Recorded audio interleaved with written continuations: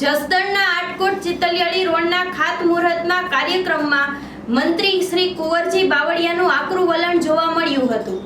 આટકોટ ચિતલિયાળી રોડના ખાસ મુહૂર્તમાં કાર્યક્રમમાં મંત્રીએ મંચ પરથી ડેપ્યુટી ડીડીઓ, ડીટીઓ, મામલતદાર અને તલાટી મંત્રીને ખખડાવ્યા હતા। છેલ્લા 6 માસથી ગામતળના 100 ચોરસ વારના પ્લોટ ફાળવવામાં ચાલતી ઢીલી કામગીરીથી મંત્રી કુંવરજી બાવળિયા રોષે ભરાયા હતા। અધિકારીઓને અલ્ટિમેટમ આપતા મંત્રીશ્રીએ કહ્યું કે ચૂંટણી પહેલા અને 8 થી 10 દિવસમાં મારે પરિણામ જોઈએ। ચાલુ સભામાં તલાટીને ઊભો કરીને મંત્રીએ ચીમતી આપતા કહ્યું કે તલાટી મંત્રીને બીજામાં રસ હોય તો બંધ કરી દેજો, આ સેવા કરવાનું કામ કરો। મેં 15 દિવસ પહેલા યાદી આપી હતી કે મારે અઠવાડિયામાં પરિણામ જોઈએ। કોઈ એકબીજા પર ટોપી પહેરવાની વાત ન કરતા। પરિણામ નહીં આવે તો તલાટી મંત્રી સહિતના અધિકારીઓ પરિણામ ભોગવવાની તૈયારી રાખે તેમ મંત્રી શ્રી કુંવરજી બાવળિયાએ જણાવ્યું હતું। જે કંઈ કરવાનું છે ને અમે કશું બાકી નથી રાખ્યું। અમારા ડેપ્યુટી ડીઓ, મામલતદાર, અમારા ટીડીઓ એને બધાને એટલે બોલાવ્યા છે। ફક્ત એક નહીં, નાના માણસો માટે, ગરીબ માટે જે પ્લોટ આપણે મંજૂર થયા છે ને એ આપણે બધા અધિકારીઓ જોઈ લેજો। અમારે ચૂંટણી પહેલા એનું પરિણામ જોઈએ। આપણે પ્લોટ સોંપવા છે। મામલતદાર આપણે નવા આવ્યા છે, આપણે ટીડીઓ અને ડેપ્યુટી ડીઓ તેથી એટલે ક્યાં તલાટી તલાટી અહીંયા બોલાવો હોય ને એ અહીંયા હા આ કામ આને કરવાનું હોય છે।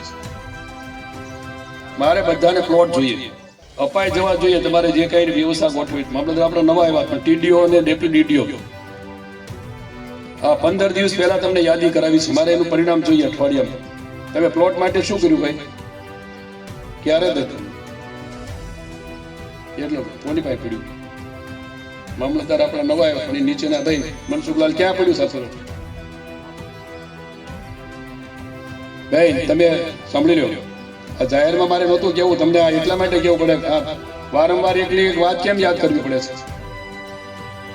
કોણ જોઈ ગયું છે? કોઈના ઉપર કોઈ ટોપી નાખવાની વાત નહીં કરતા। મારે અઠવાડિયામાં પરિણામ જોઈએ જેની પાસે હોય ને। 2 મહિના જેટલી એક વાત ચાલે, તમને શરમ આવવી જોઈએ। એટલે જો બધા મિત્રોને આપણે નાના માણસની પણ એટલી ચિંતા, એને મળવું જ જોઈએ। એના હક અને અધિકારોનું છે, એના માટે રાજ્ય સરકાર આટલી બધી મથામણ કરતા હોય, સુખાકારી માટે આપણે કરતા હોઈએ તો આપણે જેને એનો વિષય એનો છે, મારે અઠવાડિયે પરિણામ જોઈએ, બીજા ઉપર ટોપી નાખવાની વાત કરતા નહીં। એટલે આપણે નાના માણસોને પણ છેવાડાના લોકોને જે રાજ્ય સરકારની યોજનાઓ છે, યોજનાઓનો પૂરો લાભ મળવો જોઈએ। એ પ્રમાણે આપણે કામ કરી રહ્યા છીએ। જરૂરિયાત માણસ હોય તો 100-400 પ્લોટ મળે અને મકાન આવાસ બાંધવા માટેની સહાય મળે। આપણે સૌ પશુઓ હોય, મનુષ્ય હોય, માણસ હોય, લોકોની સુખાકારી હોય, દરેક રાજ્ય સરકારની યોજનાઓ છે છેવાડાના માણસો સુધી પહોંચે અને પહોંચાડવાની જવાબદારી આપણે સૌ ભાઈ સંગઠનને આપણી બધા આ જે કાંઈ વિકાસના કામો છે એ આપણે અહીંયા આજે લગભગ મોટાભાગના પૂર્ણ કર્યા છે। આજે અમારે ગામ તળનું પરિણામ મારે 8-10 દિવસમાં જોઈએ। ચૂંટણી જાહેર થતા પહેલા પરિણામ જોઈએ, નહીંતર પછી તલાટી મંત્રી સહિતના જેને આ પરિણામ ભોગવવાનું આવે એની તૈયારી રાખજો। બીજી આપણે વધારાની વાતો વારંવાર નહીં કરીએ, કારણ કે 6 મહિનાથી ગામ તળનું પ્રકરણ ગામમાં ચાલે છે, એટલે આવું ચલાવી લેવાય નહીં। એટલે આપણે ચલાવવાના નથી। તમે બરાબર આપણા ડેપ્યુટી ડીડીઓ, ટીડીઓ અને તલાટી મંત્રી બીજામાં રસ હોય તો બંધ કરી દેજો ભાઈ, અને આ બાકીનું કામ, સેવાનું કામ કરવાનું કરો।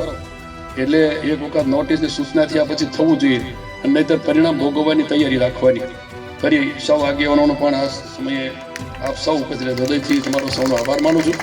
અને આપણે આવા જ સમાચાર જોવા માટે જોતા રહો સત્ય સમર્પણ ન્યૂઝ।